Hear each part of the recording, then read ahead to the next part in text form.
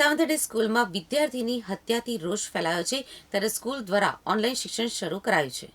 Seventh day સ્કૂલમાં વિદ્યાર્થીની હત્યાથી રોષ ફેલાયો છે, ત્યારે સેવન્થ ડે સ્કૂલ દ્વારા ઓનલાઈન શિક્ષણ શરૂ કરાયું છે. ડીઈઓ બીજી સૂચના ન આપે ત્યાં સુધી ઓનલાઈન શિક્ષણ ચાલુ રહેશે. આ ઘટનાના 5 દિવસ બાદ ઓનલાઈન શિક્ષણ શરૂ કરવામાં આવ્યું છે.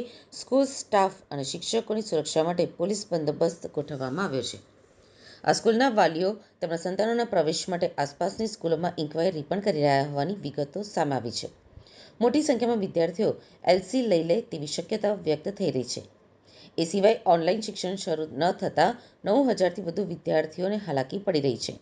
આ તમામ બાબતોને ધ્યાને રાખી સ્કૂલમાં વહીવટી તેમજ શૈક્ષણિક કામગીરી સંભાળવા માટે શિક્ષણ વિભાગના વર્ગ 2 અને વર્ગ 3ના અધિકારી મૂકવામાં આવે એવી વાલીઓમાં માંગ ઉઠી છે. આ ઘટનામાં સ્કૂલ મેનેજમેન્ટની ગંભીર બેદરકારી હોવાનો ડીઈઓ દ્વારા શિક્ષણ વિભાગને રિપોર્ટ કર્યા બાદ એનઓસી કેમ રદ ન કરવી એ અંગેનો ખુલાસો માંગતી ફરી એક વખત નોટિસ ફટકારાઈ છે. ડીઈઓની નોટિસની મુદત મંગળવારના રોજ પૂર્ણ થશે. બીજી તરફ એવી પણ વિગતો સામે આવી છે કે સોમવારે મોટી સંખ્યામાં વાલીઓ ડીઈઓ કચેરીમાં પણ રજૂઆત કરવા પહોંચવાના છે, જે અંગે સત્તાવાર કોઈ જ જણાવવા તૈયાર નથી.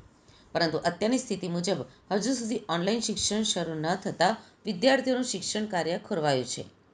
તો બીજી તરફ ઘણા વાલીઓ પોતાના સંતાનોની એલસી લેવાની પણ તૈયારી કરી રહ્યા છે.